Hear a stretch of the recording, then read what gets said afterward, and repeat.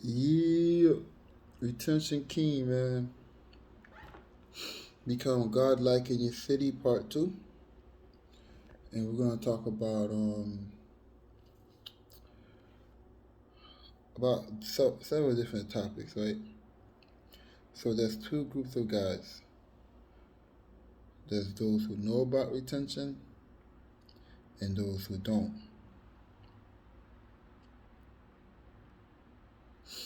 And those who know about it, some of them write documentaries about it, like us. Some of them don't want other people to know about it, so they lie and say they don't do it, or it didn't help them, or whatever excuse they want to come up to deter you from doing it. And those individuals are usually selfish people who think that if you have the powers, then they'll take away from them, also, right? So they'll be less godlike. So that's that. And those who don't know about it, it's like either they feel like they didn't go to the path to need to know about it, right? Like if you're born with like millions of dollars, you won't really need to like even care about retention.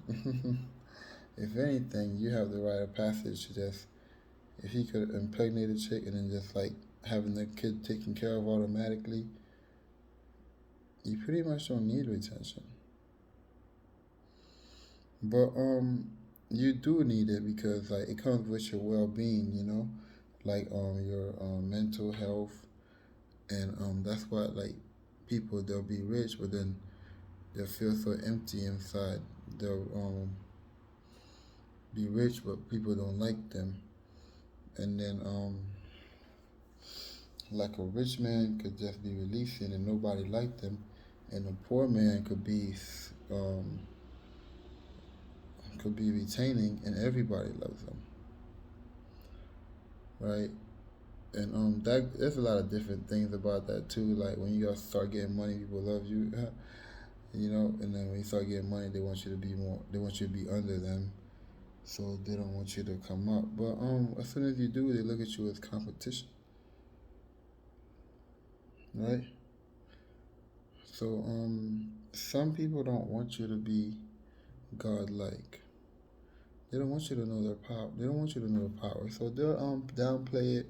They'll say that always for guys who can't get girls, or you or it's for guys who can't get girls, or it's for losers, or your mind set is not right and stuff like that. Like you have a loser mindset, stuff like that. And you'd be like, oh, okay, well, I'm not a loser, and I could. I mean, like, if he said I can release, and I could release. Well, those people are very selfish people, or they're pushing a narrative that they're forced to, or they just don't want you to be godlike like them, right? And it's crazy. But like when retention, you don't really lose anything. There's nothing to lose if somebody else knows about retention. If anything, you feel safer around that person, right? Because they'll be less emotional. And then emotional men are very dangerous men, right? So it's like you don't want to be around too much emotional men. Like it's good to be godlike in your city, but you could also be there's different types of gods, right? There's like quiet gods, there's gods people don't know about, there's gods that are hidden. You don't have to be just like in the spotlight and showing out all the time just because and like I said, emotional men are very dangerous men. So if you were retaining for like a number of days and then you realize you have all the female attraction and then you go attracting every female in the city, like this happened to one guy. It was an old folk tale I heard about. So he was every girl in the city loved him, and none of the husbands and boyfriends like that. So they just like ganged up and just got together and killed him. Right? So you gotta also learn from history too. So, with that being said, use your powers wisely, because a whole bunch of emotional men getting together is never good for you if you're on the receiving edge of that. Right? I mean, one guy, if it's one person, then okay, all day, you know. But if it's like a group of guys, and then you're like, hey, he messed with my girl. Hey, he messed with my girl too. All right, let's get him. You know. So yeah, with great powers come great responsibility. Unless you got like unless you got something that could take all of them down in just one rip. You know what I'm talking about? So yeah. So it comes with a warning, son. But let's get back to the meat of the topic, disclosure, right? So how to safely become the god of your city is your minions, which is your female that's out there draining men. You don't interact with all of them, right? And then some of them you just like they're secretly your minions. Like you pass by them, they're like, oh, that's my minion, you know. And for some reason, when girls see you talk to other girls, they seem to like want to be on you more. It's like what? You know, it's like if you would think that if you're talking to one girl and you go talk to another one, the other one would be quite mad, but then and like reject you. But it's kind of the opposite. It's like they both fight for your attention, and then they all want you. So that's crazy, right? They all want you.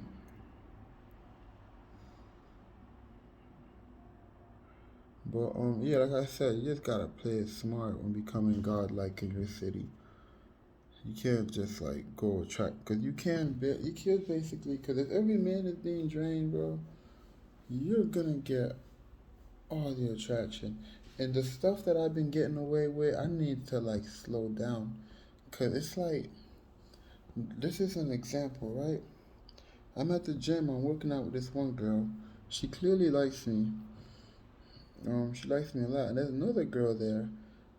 That girl likes me too, right? And the other girl, she was just laying down, and I seen somewhat of a print, or I definitely with a print of her, you know, of her spot through her shorts. I was like, dang, that's a fat cat.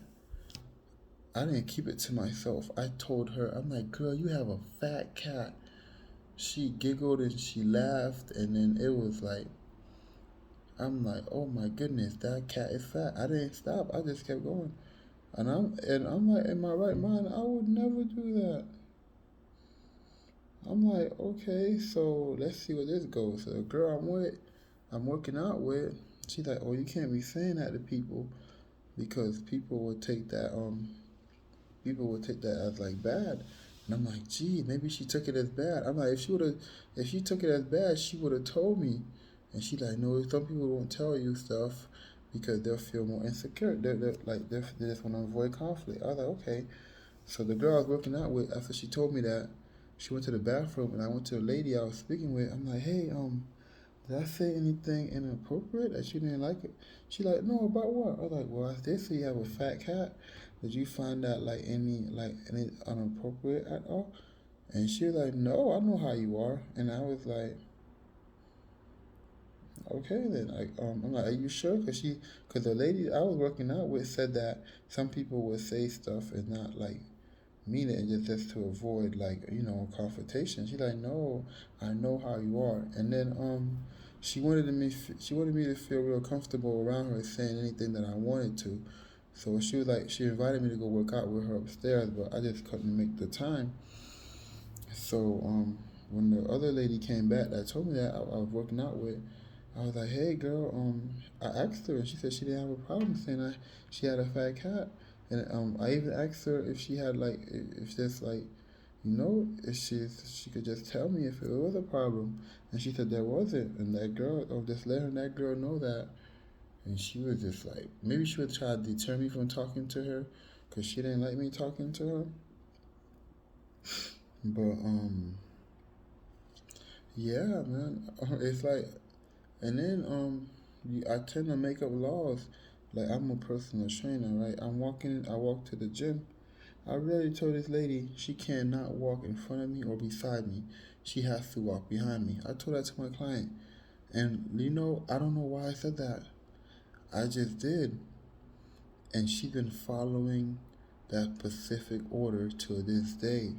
And one time I guess she felt like she had to test it. I was like, excuse me. I said, you got to walk behind me. She's like, I'm sorry. She just goes back there. And I'm like, uh-huh. And then I told my other client about it. I was like, I'm telling her, I'm like, yeah, this girl actually listened to me. And she like, I would never. Oh my God, how old is she? Blah blah. And then after I told her the story of me telling the girl to walk behind me, she was walking exactly behind me. She tried to get in front. I'm like, no, you stay right behind me. And all she could do is laugh, and it's crazy. It's like and it's not given to you, right? Like God, like in your city, isn't given to you. You have to practice masculinity, right? So masculinity is practice. All right. So how is it practice? It's like it's the stuff that you download into your brain. It's like, okay, so say somebody would someone to disrespect you in some way, and you didn't say nothing or do nothing about it.